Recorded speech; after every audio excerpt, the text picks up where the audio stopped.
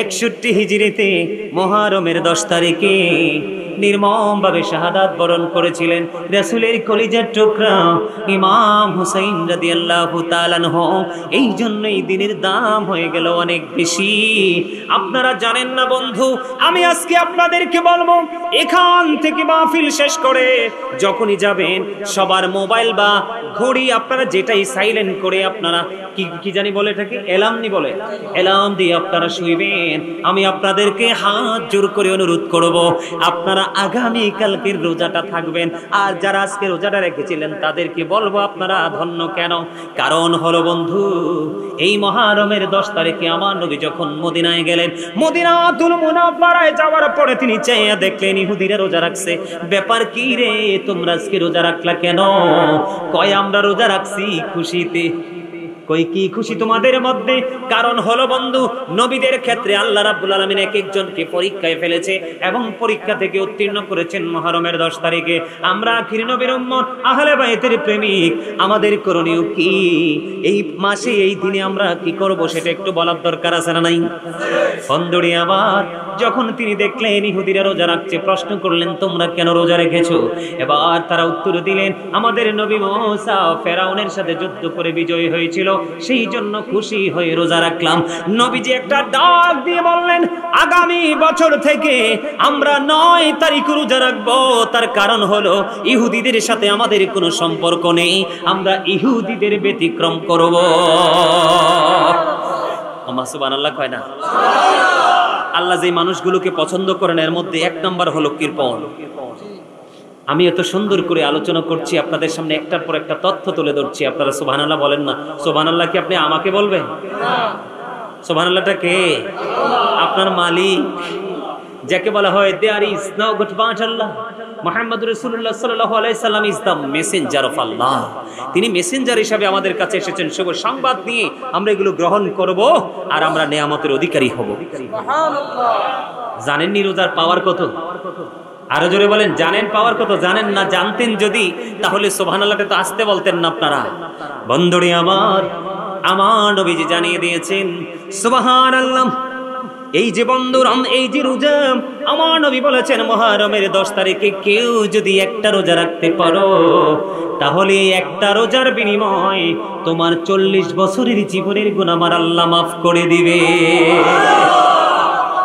ও বন্ধু, জীবনের মানুষ, আমার ভাই, আমার বাবারা, এই রোজাগুলো বেশি বেশি আমার মা বোনেরা রাখে, মুরব্বীরাও রাখে। আমি দেখতে পাই আমার সাথে আসতে দেখেন একেবারে পিচ্চি পোলা আজকে গাড়িতে উঠার পরে জানতে পারছি সেও রোজা রাখছে। সুবহানাল্লাহ বলেন না? এটাই হলো প্রেম, এটাই হলো ভালোবাসা, এটাই হলো ঈমানি চেতনা, এটাই হলো হুসাইনি আদর্শ। বন্ধুরে আমার, নবীজি বলেছেন 10 তারিখ আগামীকালকে মাগরিবের আগ পর্যন্ত কালকের রোজাটা রাখবেন, তাহলে 40 বছরের গুনাহ মাফ হয়ে যাবে। আমার নবীজি আরো বলেছে, উম্মত তোমরা জেনে রাখো রে, ইমাম হুসাইন শহীদ হওয়ার আগ পর্যন্ত তিনি একটু পরে শাহাদাত বরণ করবেন। সীমার তার অস্ত্র নিয়ে, তলোয়ার নিয়ে রাজি রেডি হয়ে আছে বন্ধু, তারপরেও ইমাম হুসাইন নামাজ ছাড়ে না। সুবহানাল্লাহ বলেন না? আরো জোরে।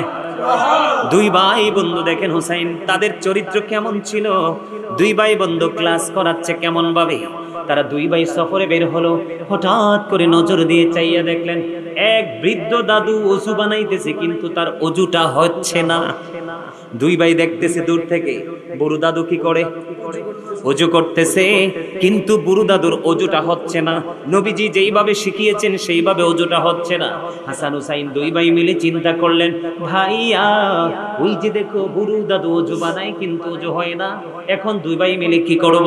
এবার 2 ভাই মিলে মনে মনে চিন্তা করলেন, আজকে বুড়ো দাদুকে কৌশলে ওযু শিখিয়ে দিব। জোরে বলেন না সুবহানাল্লাহ।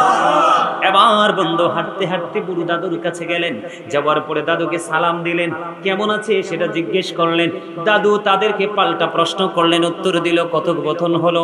হওয়ার পরে আবার বললেন, দাদু তুমি তো মুরব্বী, আজকে আমাদের একটা বিচার করতে হবে। কই কি বিচার গো? কই আমরা 2 ভাই মিলে ওযু বানাবো, তুমি বিচার করবে কারটা বেশি সুন্দর হয়। আরো জোরে বলেন না সুবহানাল্লাহ। এবার জান্নাত পরবর্তী যারা যুবকদের সরদার হবে, লিডার হবে, ইমাম হাসান হুসাইন আমাদের কলিজার টুকরা, আমাদের প্রাণ, আমাদের আদর্শ। বন্ধু তিনি কি করলেন? দুই ভাই মিলে ওযু করলেন। ওযু শেষ করার পরে দাদুকে প্রশ্ন করলেন। এবার দাদু উত্তর দিয়ে দিল, দাদু দাদু গো, তোমরা দুই ভাইয়ের ওযুই সমান সুন্দর, কারোটা কম না, কারোটা বেশি না। তবে আমার একটা প্রশ্ন, কে রে তোমাদেরকে এত সুন্দর করে ওযু শিখিয়ে দিল? তোমরা তো ছোট দেখা যায়, তোমাদের চেহারা এত নুরানি, তোমাদেরকে দেখে আমার কাছে ব্যতিক্রম মনে হয়েছে। কি তোমাদের পরিচয়, কি তোমাদের বংশমর্যাদা, কতই না তোমাদের ওযু করার সিস্টেমটা সুন্দর। এবার ওই ইমাম হাসান হুসাইন দুই ভাই একটা ডাক দিয়ে বললেন, দাদু দাদু গো, আমরা পৃথিবীর সাধারণ কোনো ঘরের মানুষ না, সাধারণ কোনো বংশের মানুষ না, আমরা হলাম আপনার প্রাণের নবীর আহলে বাইত। জোরে জোরে কন্যা সুবহানাল্লাহ। ওই ফাতিমার কলিজার টুকরা, আপনার নবী ইমামুল মুরসালিনের কলিজার টুকরা, আমরা দুই ভাই হলাম হাসান হুসাইন। এটা কি আমাদের ট্রেনিং নেওয়ার দরকার আছে না নাই? আরো জোরে বলেন না।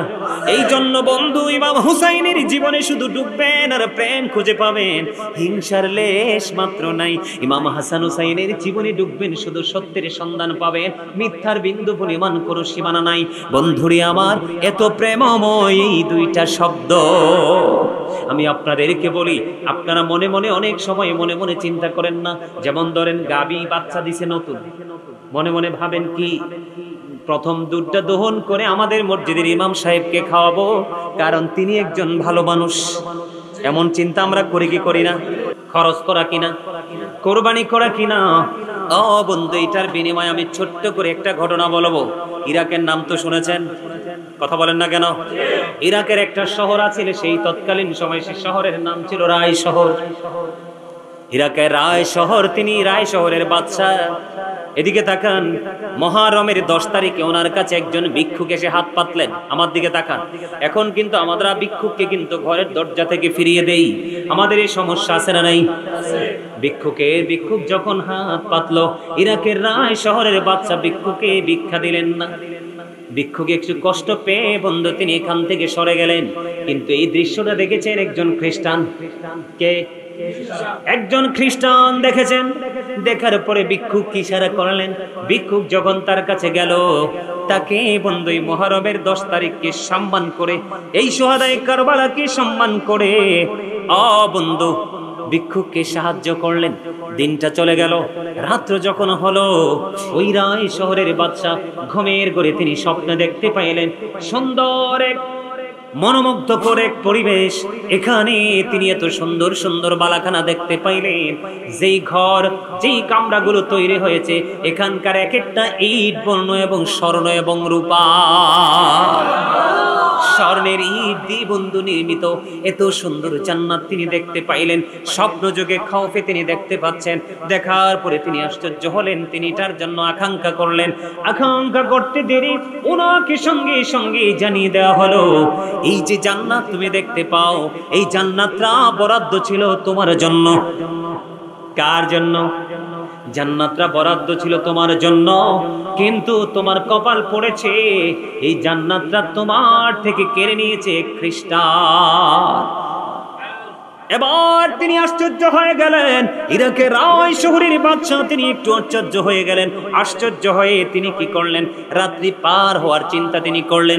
রাত্রি যখন পার হলো, উনার ব্যাগের মধ্যে 1 লক্ষ দিরহাম তিনি হাতে নিলেন।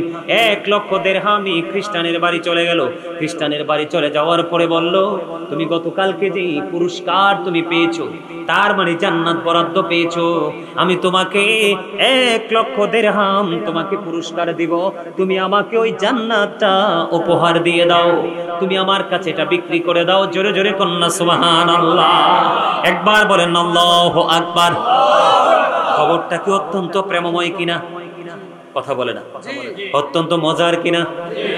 এবার কি করলো বন্ধু? তিনি বললেন, 1 লক্ষ দিরহাম তোমাকে তার বিনিময় দিব, তুমি আমাকে সেইটা আমাকে রিটার্ন করে দাও, আমাকে দিয়ে দাও। এবার ওই খ্রিস্টান বলে, চোরের রায় শহরের বাদশা, তুমি মনে করেছো তুমি শুধু চালাক, ও বাদশা, সেই স্বপ্ন তো শুধু তুমি দেখোনি, আমিও তো সেই স্বপ্ন দেখেছি। কত রজনীতে ঘুমের ঘুরি জান্নাত আমিও দেখেছি। আমি যদি একজন খ্রিস্টান এই মহরমের 10 তারিখকে সম্মান করে আমি ভিক্ষুককে সাহায্য করেছি, সাহায্য প্রার্থী যিনি তাকে আমি দিয়ে দিয়েছি, সেই খুশি হয়ে চলে গেছে, আমার আল্লাহ রাজি হয়ে গেছে।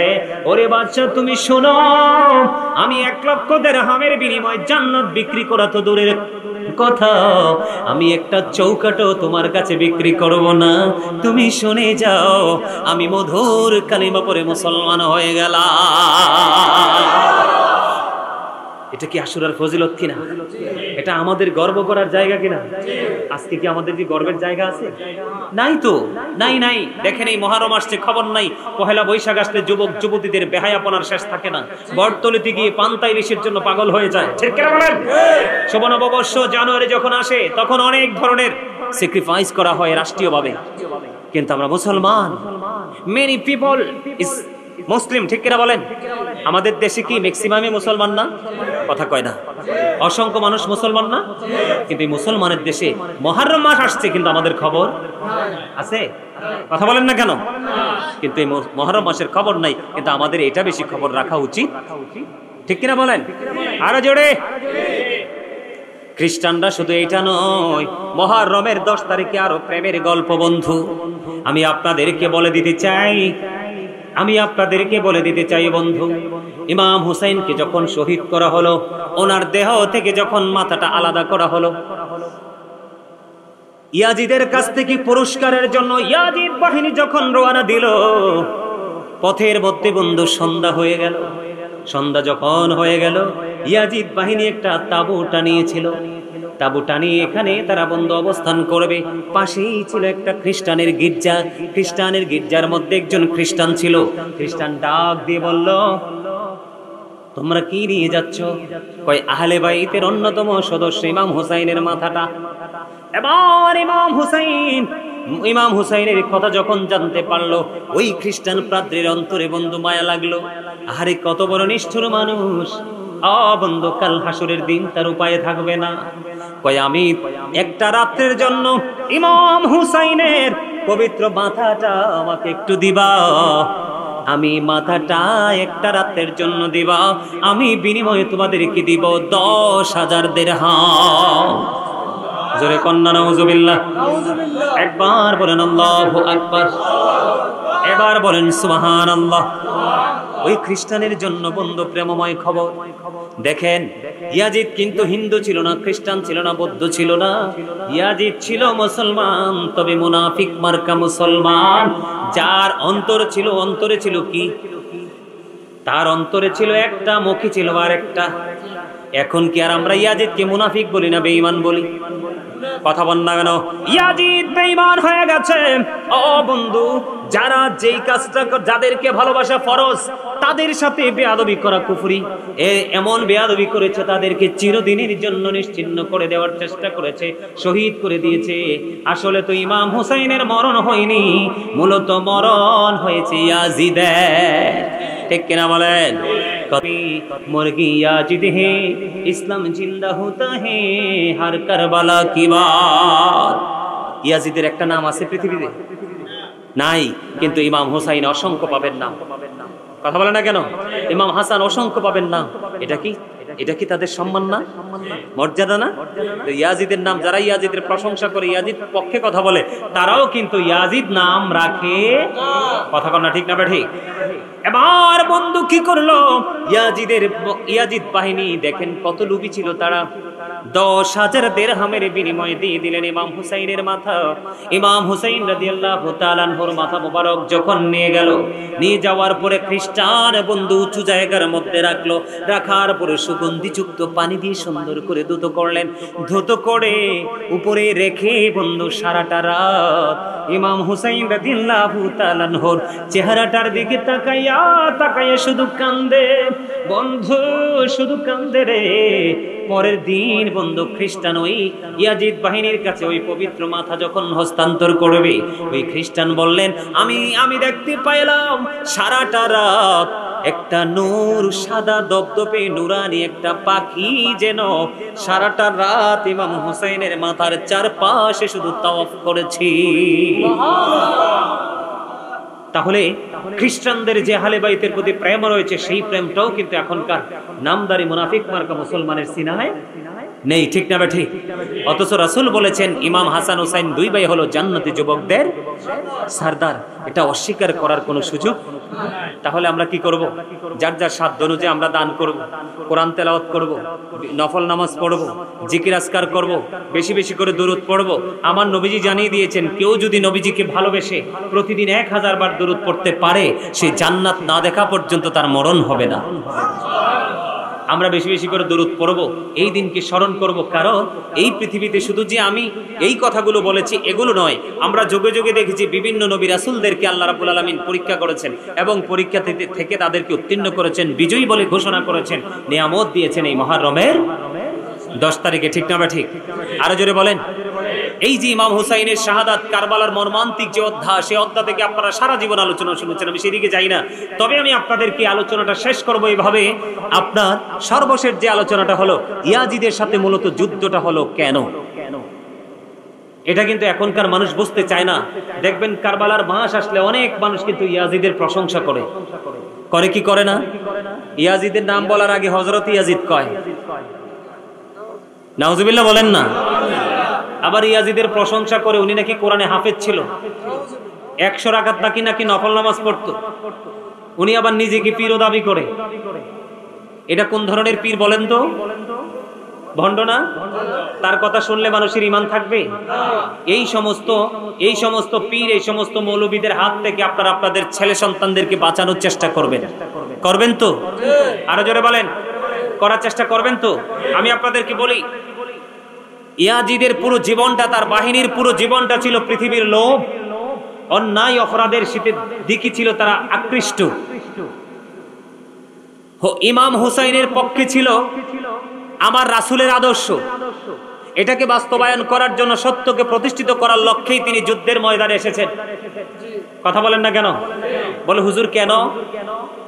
আমরা এই জাহিলি যুগে আইসাও তো আমরা মদকে মূল্যায়ন করি না, করি? কারণ করব কেন? মদ তো হারাম। মদ কি? আমার দিকে তাকান। ইয়াজিদের উপদেষ্টা যিনি ছিলেন, যার নাম ছিল শারজুন বিন মানসুরুর রুমি, যিনি ছিলেন একজন ইহুদি, যিনি দিনের বেলা বানর নাচাইতো। কি করত? দিনের বেলা তিনি বানর নাচাতো, রাতের বেলা অসৎ নারীদেরকে নিয়ে মদের আসর বসাতো। জোরে বলবেন না নাউজুবিল্লাহ? আর জোরে। ইয়াজিদের চরিত্রটা ছিল এরকম। এখন বর্তমান সময়ে কেউ যদি দিনে বানর নাচায়, রাতে মদের আসর বসায়, আপনারা কি তাকে সাপোর্ট দিবেন? দিবেন? তাইলে ইমাম হুসাইনের তার বিরুদ্ধে রুখে দাঁড়ানো কি যৌক্তিক ছিল না? এটা কি ইমানি দায়িত্ব ছিল না? এখন আমরা ইয়াজিদকে বয়কট করা, ইয়াজিদ বাহিনীকে বয়কট করা, ইমাম হুসাইনকে ভালোবাসা, এটা আমাদের ইমানি দায়িত্ব।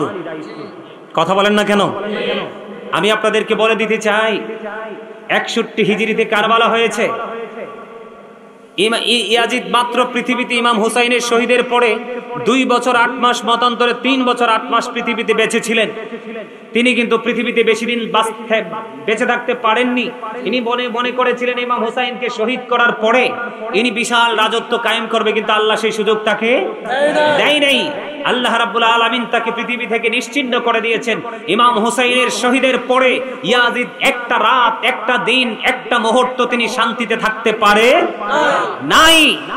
আমি আপনাদেরকে বলি, ইয়াজিদ এই ইমাম হুসাইনকে 61 হিজরিতে শহীদ করেছেন।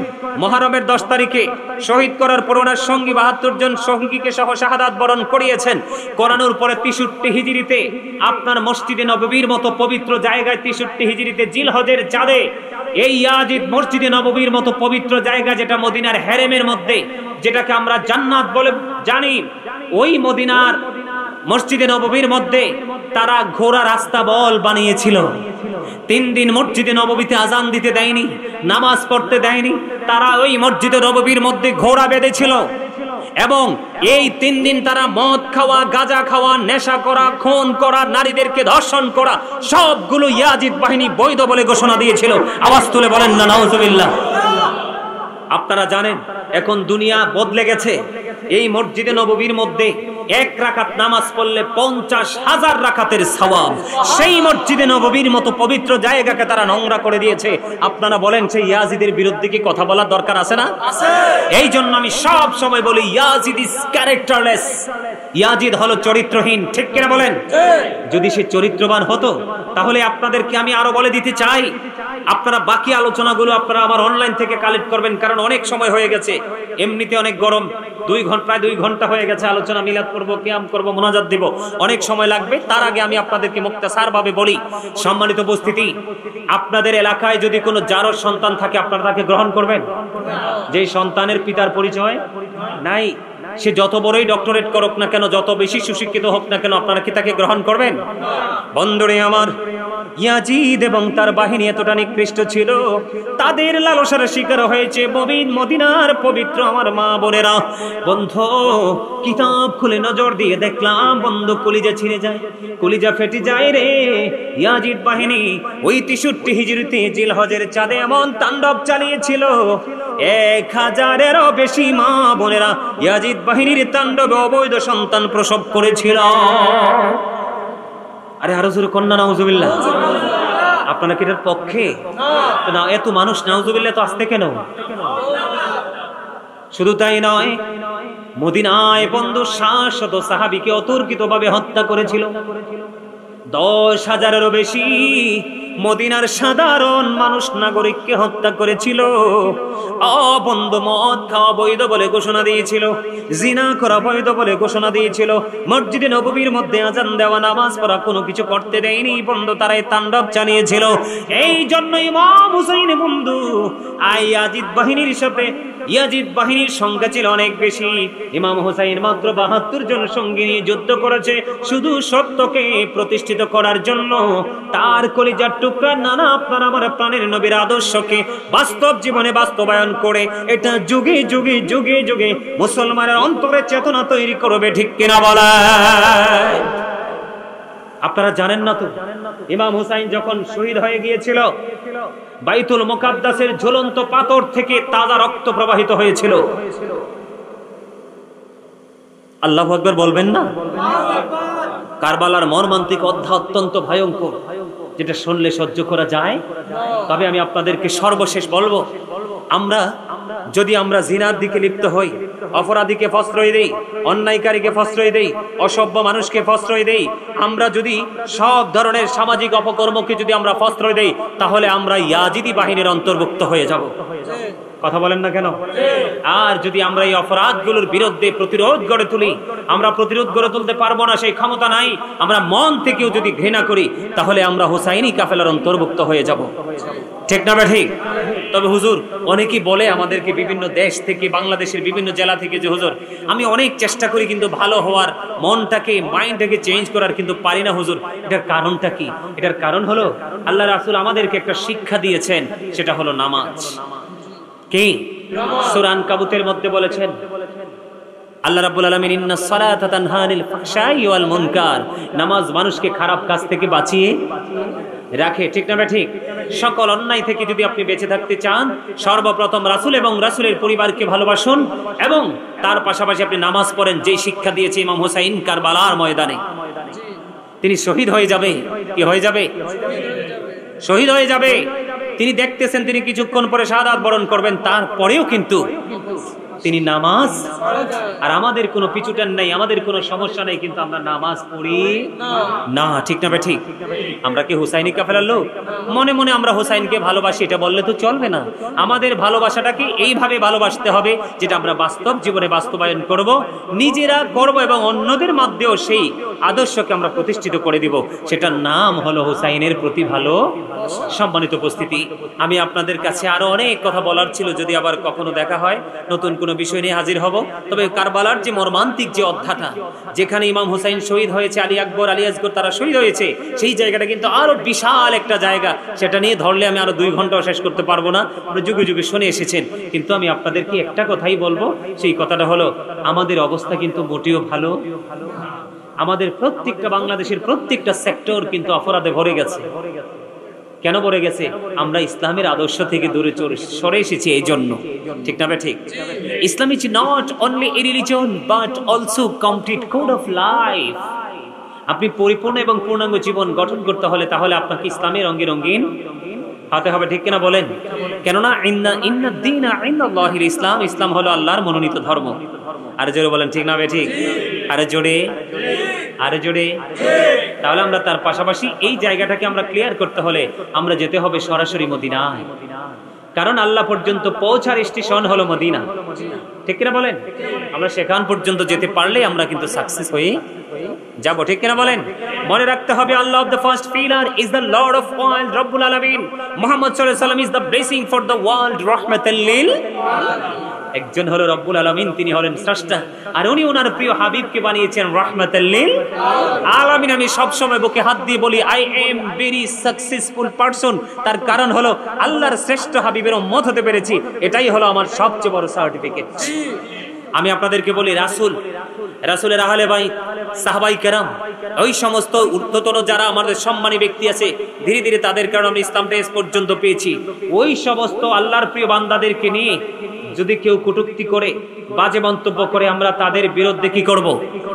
রুখে দাঁড়াবো। তাদের বিরুদ্ধে আমরা প্রতিরোধ গড়ে তুলবো। আমরা ঘরে চুপ করে বসে থাকবো? কারণ ইমাম হুসাইনের আদর্শ হলো প্রতিরোধ গড়ে তোলো। অন্যায় করে কাপুরুষের মতো জনম জনম বাঁচার চাইতে বীর পুরুষের মতো কিছুক্ষণ বেঁচে মরে যাও। ঠিক কিনা বলেন? আর জোরে, আর একটু মহাব্বতে। আমার কথা আপনারা বুঝতে পারছেন? আমার কথা বুঝে আসছে? 5 ওয়াক্ত নামাজ পড়েন। বিশেষ করে সর্বোপরি একটা কথা আপনাদেরকে বলি, বাবা মার সাথে একটু ভালো আচরণ করবেন। কি করবেন?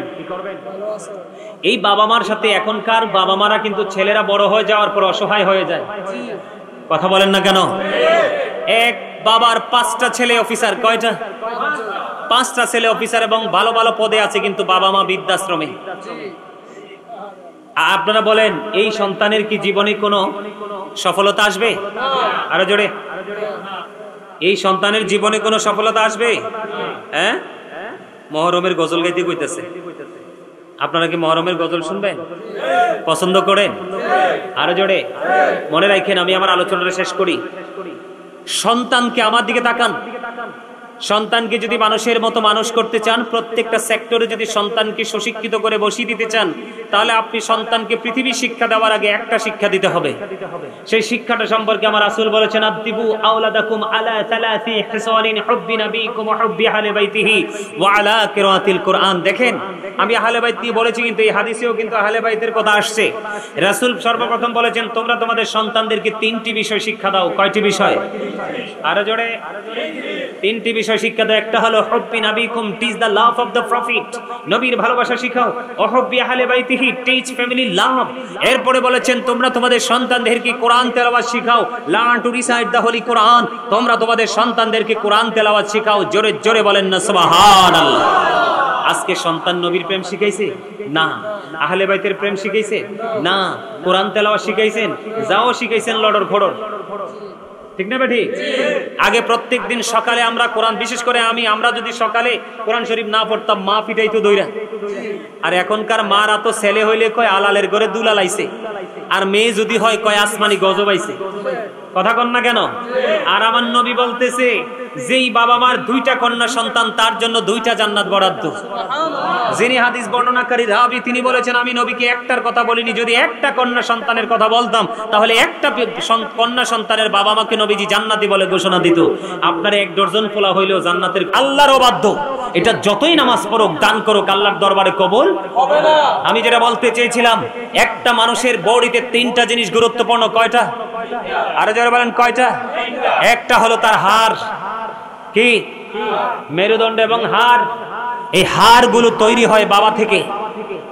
কি থেকে? আর একটা গুরুত্বপূর্ণ হলো, দেখেন আল্লাহ রাব্বুল আলামিন মানুষকে কত ডিজাইনেবল করে সৃষ্টি করেছে। আপনারা তো অচিন দেশে ঘুমিয়ে আছেন, আসল জগতের খবর তো কিছুই রাখেন না। আগে আল্লাহ হাড়, এই যে হাড় আছে না নাই?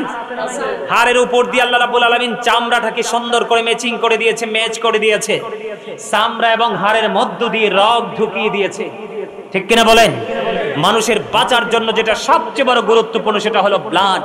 ব্লাড শূন্য হলে কিন্তু মানুষ বাঁচে আরো জোরে বলেন মানুষ বাঁচে। এই যে দেখছেন, এই যে দেখেন, চোখের দিকে তাকায় দেখেন, বাবা মার ওয়াজ করছি একটু, আমি তো বাবা মার যে ইমোশনাল ওয়াজ করি নাই, দেখেন আমার চাচার চোখ দিয়ে পানি পড়তেছে। এটা হলো প্রকৃত সন্তান। বাবা মার কথা মনে হইলে যার চোখ দিয়ে পানি আসে, ওই বাবা মারও কপাল ভালো, আবার এই সন্তানেরও কপাল ভালো। কারণ বাবা কবর থেকে আল্লাহর কাছে দরখাস্ত করে দিবে, আর সন্তান বাবার জন্য দরখাস্ত করে দিবে, মায়ের জন্য দরখাস্ত করে দিবে।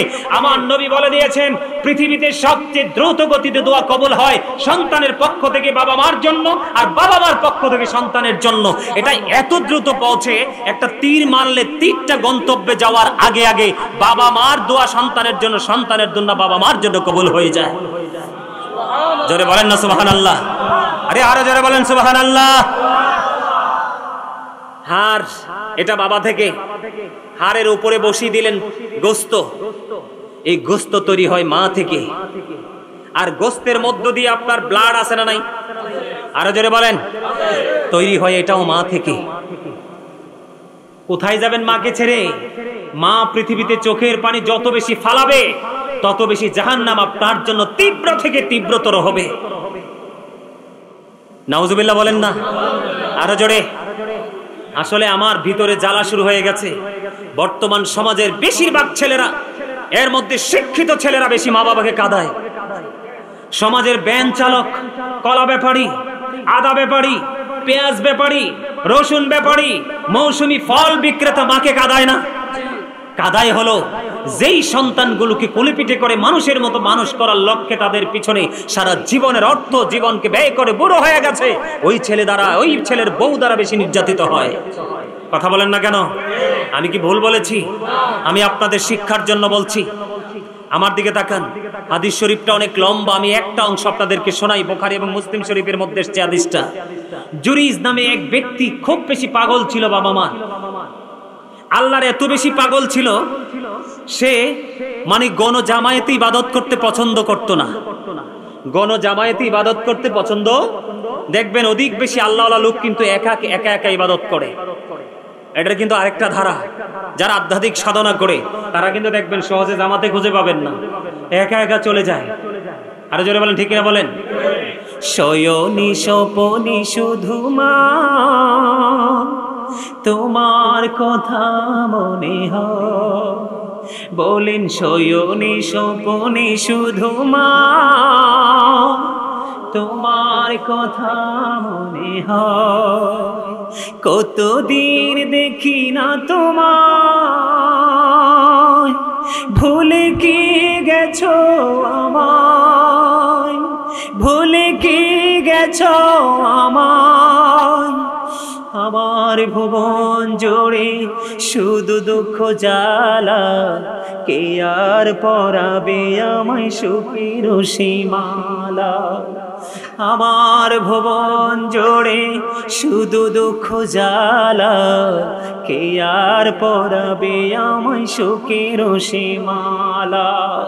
কপালে কি দিবে আর কাজলের টিপ, তুমি জেনে ধরায়। শয়নি স্বপনে শুধু মা, তোমার কথা মনে হয়। মারহাবা বলেন না। আমি আসলে আজকে গজল গাইতে আসি না, আজকে জ্বালা হৃদয়ে ইমাম হুসাইনের কথা যখন স্মরণ হয়, তার প্রতি যে নির্মমতা নিষ্ঠুরতার কথা মনে হয়, মনের অজান্তে চোখের পানি চলে আসে। কেমন করে যেই ইতিহাস তৈরি করেছে সেটা কোনো মুসলমান তো কোনো বেঈমানের পক্ষেও সম্ভব, ঠিক না? ঠিক। আরো জোরে। সম্মানিত উপস্থিতি, আপনারা গুরুত্ব সহকারে একটা জিনিস খেয়াল করুন। যুগে যুগে মেয়ে আসবে, পৃথিবীতে মা হবে। যুগে যুগে বাবা আসবে, ছেলে আসবে, পৃথিবীতে বাবা হবে। এটা আমার আল্লাহ জানতেন। এটা আমার নবীজি থাকা অবস্থায় কোরআনের মধ্যে বাবা মার নামটা, বাবা মার মর্যাদাটা ঢুকিয়ে দিয়েছে। তাহলে তাদের সম্মানটা কি অসম্ভব সম্মান না? অবর্ণনীয় একটা সম্মানের জায়গা না? তাদেরকে অসম্মাননা করার অধিকার আমাদেরকে কে দিয়েছে? আমি ছোট্ট করে আলোচনাটা শেষ করে দিচ্ছি। জুরিস সে ইবাদত করত, নির্জন এক জায়গায় গিয়ে মাটি দিয়ে একটা হুজরা বানাইছে। হুজরার মধ্যে তিনি বসে বসে ইবাদত করত। তো একদিন তিনি নামাজরত অবস্থায় নামাজের নিয়ত বেঁধে ফেলেছে। কথাটা খেয়াল করবেন, নামাজের নিয়ত বেঁধে ফেলেছে। নামাজের নিয়ত বেঁধে ফেলেছে, এই মুহূর্তে মা গেছে। যাই মা ডাকতেছে, বাবা আমি মা এসেছি তোমার সাথে দেখা করব। জুরিজ তো নামাজের নিয়ত বেঁধে ফেলেছে। জুরিজ বলতেছে, আল্লাহ গো, আমি তো নামাজের নিয়ত করে ফেলেছি, আমি কি মার সাথে দেখা করব নাকি নামাজ পড়বো? সর্বশেষ সিদ্ধান্ত নিল যে আমি নামাজটা শেষ করি, পরে মার সাথে দেখা করব। তো নামাজ শেষ করলো, সামার নামাজ শেষ করে চাইয়ে দেখে মা নাই, মা চলে গেল। আজকের দিন চলে গেল। দ্বিতীয় দিন যখন আবার আসলো, ঠিক সেম ঘটনা। নামাজরত অবস্থায় ছেলেকে ডাকলো, ছেলে নামাজ শেষ করে বাইরে দেখে মা নাই। তৃতীয় দিন ঠিক সেম ঘটনা। তৃতীয় দিন ছেলেকে যখন ডাকলো, ছেলেটা নামাজই পড়লো। নামাজ শেষ করার পরে বাইরে আসলো, বাইরে এসে দেখে আজকে আর মা নাই। একদিন, 2 দিন, 3 দিন, ছেলে কিন্তু নামাজ পড়ে, খেয়াল করবেন ছেলে কি করে। হযরত জুরিজ, বুখারী এবং মুসলিম শরীফের মধ্যে এসেছে হাদিস, সে কিন্তু নামাজ পড়তেছে, সে কিন্তু অন্য কাজ করে না। তৃতীয় দিন যখন দেখা হলো না, মা ডাক দিয়ে বলল, আল্লাহ একে 3 দিন আসলাম, আমার ছেলের সাথে দেখা করতে, দেখা হলো না, তাকে বেশ্যা মহিলার মুখ না দেখাইয়া মরণ দিও। দেখেন, তৎকালীন সময়ে এক বেশ্যা মহিলা বসবাস করত। এতদিন কিন্তু হযরত জুরিদকে নিয়ে তার কোনো ভাবনা ছিল না। কিন্তু যেদিন মা দোয়া করে বদদোয়া করে দিল, সেদিনই কিন্তু মহিলা পাগল হয়ে গেল। তো মহিলা পেটের মধ্যে সন্তান আসছে, তার কিন্তু স্বামী নাই। তো সন্তান যখন আসলো, আস্তে আস্তে করে পেটটা বড় হতে লাগলো। মায়ের সন্তান যত বড় হয় পেটে, তত মায়ের পেটটা বড় হতে থাকে, ঠিক কিনা বলেন? তো দেখতে দেখতে মহিলার সন্তান প্রসব হলো। হওয়ার পরে এবার মানুষ প্রশ্ন করলো যে এই বাচ্চা তুমি কোত্থেকে আনছো? কই, এই বাচ্চা আনছি আমি জুরিজ থেকে। আল্লাহু আকবার বলেন না, নাউজুবিল্লাহ বলেন। অথচ সরল মনা জুরিজ কিছুই জানে বন্ধুরে আমার। দেখবেন সমাজে চোর চুরি করলে মানুষের কোনো টেনশন থাকে না, কিন্তু মসজিদে ইমাম সাহেব বা ভালো মানুষ যদি ছোট্ট একটা অন্যায় করে, দেখবেন কি রিয়াকশন হয়। ঠিক তেমনটি হয়েছিল জুরিজের ক্ষেত্রে। হযরত জুরিজ, সমস্ত মানুষগুলো একত্রিত হয়ে গেল। এবার বন্ধু কি করলো, এসে হযরত জুরিজের হুজরাটা ভেঙে ফেললো। জুরিজকে মারতে মারতে টেনে হেসড়ে হুজরা থেকে বের করে দিল। জুরিজ ডাইকা বলে, কি রে, কেন প্রহার করো? এবার জুরিজ একটা ওই লোকগুলো ডাক দিয়ে বলে, তোমাকে প্রহার করার কারণ হলো তুমি বেশ্যা মহিলার সাথে অবৈধ সম্পর্ক করে তুমি ব্যভিচার করেছো। নাউজুবিল্লাহ। অথচ জুরিজ কিন্তু সেটা জানেও না, অপরাধও করে নাই। সাদা দিলে কাদা লাগছেনি, সমস্ত সুন্দর পোশাকে কলঙ্ক লাগছেনি, কথা কয় না। জুরিজের পাওয়ার আসেনি? আরে আছে তো। জুরিজ একটা ডাক দিয়ে বলল যে বাচ্চাটা হয়েছে, এটা কোথায়? আমার কাছে নিয়ে এসো। বাচ্চা নিয়ে আসলো। জুরিজ এবার বলল, আমাকে একটা ঘটি পানি দাও, একটু ওযু বানাই। জুরিজ একটা ঘটি পানি দেওয়ার পরে ওযু বানাইলো। ওযু বানানোর পরে তিনি নামাজ পড়লো। নামাজ পড়ার পরে ডাক দিলেন, বাচ্চাটাকে আমার কাছে নিয়ে আসো। বাচ্চাটাকে যখন তার কাছে নিয়ে আসলো, বাচ্চার পেটটার উপর জুরিজ হাত রেখে যখন বলল, বাবু তুমি বলো না তোমার বাবা কে? ওই ছোট্ট মাসুম বাচ্চার জবান খুলে গেল। ওই বাচ্চাটা একটা ডাক দিয়ে বলল, ওই রাখাল আমার বাবা। আওয়াজ তুলে বলেন আল্লাহু আকবার। আমি দুটো পাওয়ার দেখিয়ে দিলাম। জুরিজের এত ক্ষমতা দেখার পরেও মাকে কোনো গালি দেয় নাই, বকা দেয় নাই, কিচ্ছু করে নাই। নামাজ পড়ে 3 দিন আসলো। আল্লাহ মা 3 দিন তাকে ডাকলো, কেন আগে ডাকার সাড়া দিল না? আল্লাহ রাব্বুল আলামিন রাগ হয়ে মায়ের বরদোয়া কবুল করে তাকে বেশ্যা মহিলা দ্বারা কলঙ্কিত করে দিল। সম্মানিত উপস্থিতি, আপনাদেরকে বলছি, আপনারা আরো যদি তথ্য জানতে চান, অনেক তথ্য আছে অনলাইনে। মানুষের জীবনের শুরু থেকে শেষ, সকালে ঘুম থেকে উঠে বিকালে বিছানা পর্যন্ত যত কিছু জানার প্রয়োজন আপনি আমার আলোচনা থেকে আশা করি পাবেন। আপনারা আমার আলোচনা থেকে তথ্য সংগ্রহ করবেন। অনেক আলোচনা হয়েছে, 2.5 ঘন্টা হয়ে গেছে। আর আলোচনা করব না, কারণ আগামীকালকেও প্রোগ্রাম আছে, আমাকে প্রোগ্রামে যেতে হবে। আমাদেরকে এই সময়টা একটু খেয়াল করে চলতে হয়। আজকেরই রাত্রটা একটু বেশি সময় দিয়েছি প্রেমে পড়ে, আপনাদের ভালোবাসায় মুগ্ধ হয়েছি, প্রেমে পড়ে সময় দিয়েছি। কারণ আজকের রাতটা কিন্তু আগামীকালকের রাতের মতো, আজকের রাতটা কিন্তু গত যেটা হয়ে গেছে সেটার মতো। সম্মানিত উপস্থিতি, আপনাদেরকে বলছি, আমি আমার অগোছানো আলোচনা এখানেই সমাপ্ত করছি, কিন্তু একটু জিকির করব, কিয়াম করব, মুনাজাত দেব। একটা গজল গাইতাম কারবালা নিয়ে, ছোট্ট করে গাইবো, বেশি গাইবো না। আপনারা গজলের পক্ষে নি? ধীরে ধীরে চালাও সুরি, সীমারারি গলা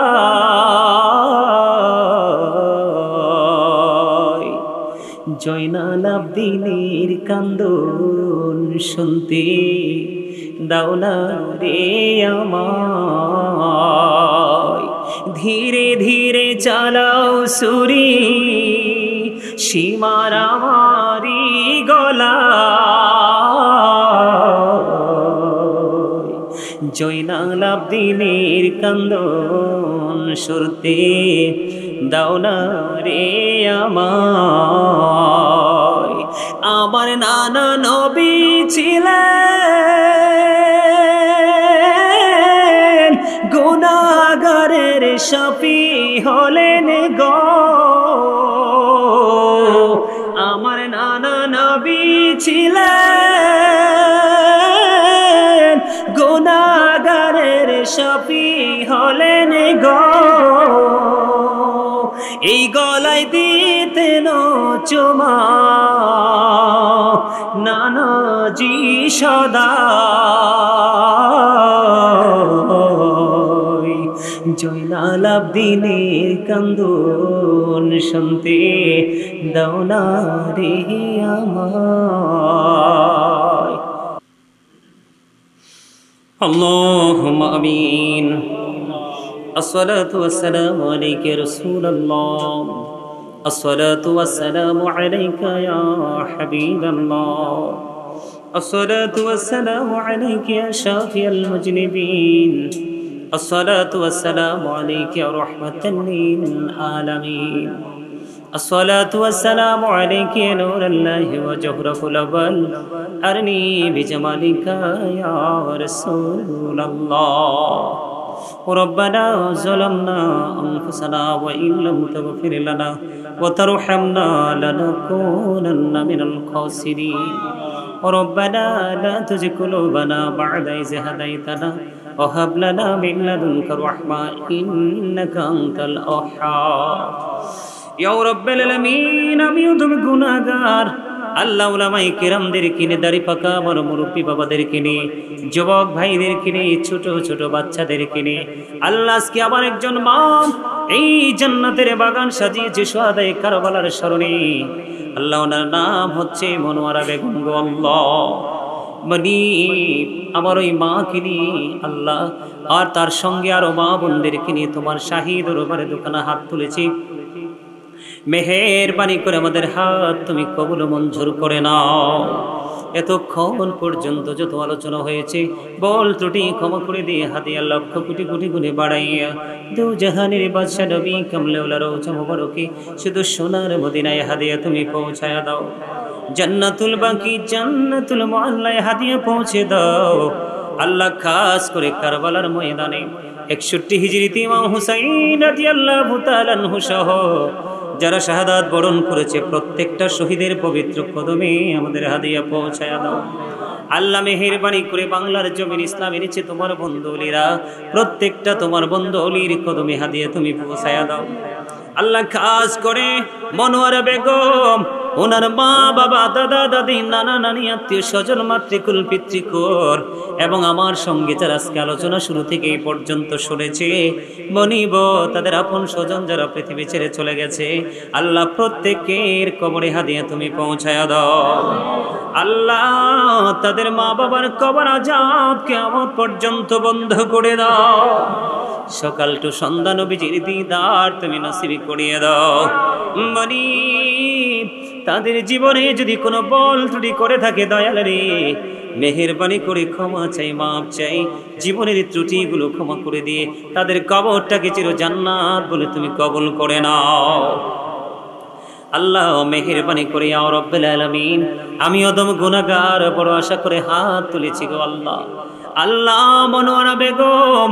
এবং ওনার ভাই বাবারা আল্লাহ ওনার আপন স্বজনেরা যারা আল্লাহ আজকে টাকা দিয়ে পয়সা দিয়ে অর্থ দিয়ে বুদ্ধি দিয়ে শ্রম দিয়ে সার্বিক সহযোগিতার মাধ্যমে আজকের এই জান্নাতের বাগান সাজিয়েছে আল্লাহ ইয়া রাব্বুল আলামিন তাদের সবাইকে তুমি কবুল করে নাও তাদের জীবনের গুনাহগুলি মাফ করে দাও তাদের হায়াতের মধ্যে তুমি বরকত দিয়ে দাও সকল মুসিবত থেকে তুমি ইহসান দান করে দাও আল্লাহ তাদেরকে হুসাইনি কাফেলার অন্তর্ভুক্ত করে নাও আল্লাহ গ্রামে যতগুলো মা বোন ভাই বাবার আছে আমার সঙ্গে যারা হাত তুলেছে সবাইকে তোমার কুদরতে তুলে দিলাম।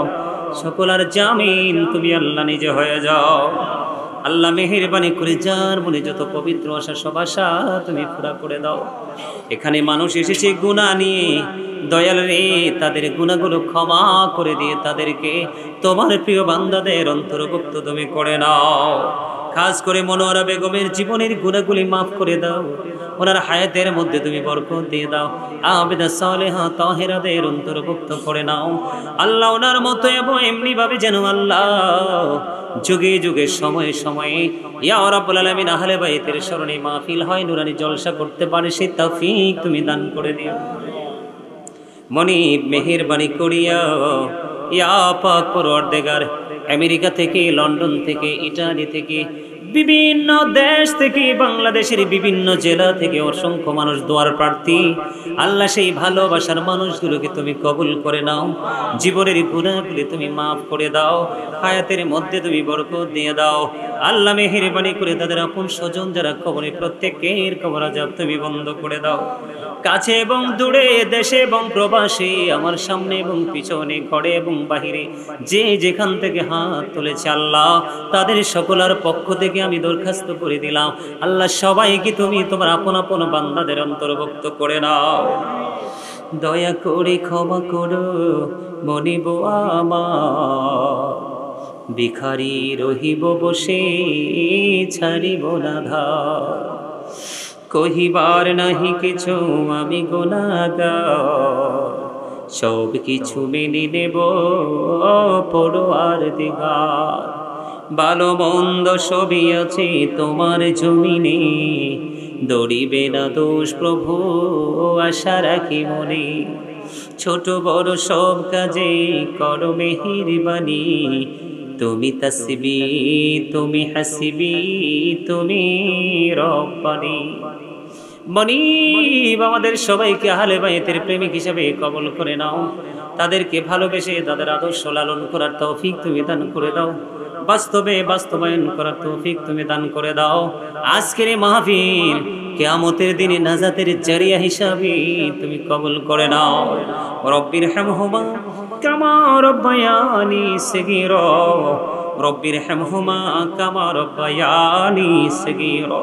আল্লাহ যারা অসুস্থ তুমি সুস্থতা দান করে দাও, আল্লাহ যারা অভাবে আছে অভাব তুমি দূর করে দাও, আল্লাহ যারা ঋণী আছে ঋণ মুক্তর তৌফিক তুমি দান করে দাও, যারা চাকরি করছে পদ উন্নতি তুমি দান করে দাও, কৃষিকাজে যারা নিয়োজিত কাজের মধ্যে তুমি বরকত দিয়ে দাও, বিশেষ করে ছাত্ররা যারা পড়াশোনা করছে তাদেরকে সঠিক জ্ঞান তুমি দান করে দাও। আখিরি পরিয়াত বলার আগে সোনার মদিনা তুমি দেখাইও, মৃত্যুদূত আসার আগে জীবনের গুনাহগুলি তুমি মাফ করে দিও। যেদিন আখিরি বিছানায় শুইব গো, শয়তান আমাদের ঈমান নিয়ে কারাকারি শুরু করবে আল্লাহ, ওই কঠিন বিপদের দিনে প্রাণের নবীজির নুরানি চেহারা মোবারক দেখাইয়া দেখাইয়া আমাদের প্রত্যেকের জবানে ও কলবে জারি করে দিও মধুর কালিমাটুকু লা ইলাহা ইল্লাল্লাহু মুহাম্মাদুর রাসূলুল্লাহ।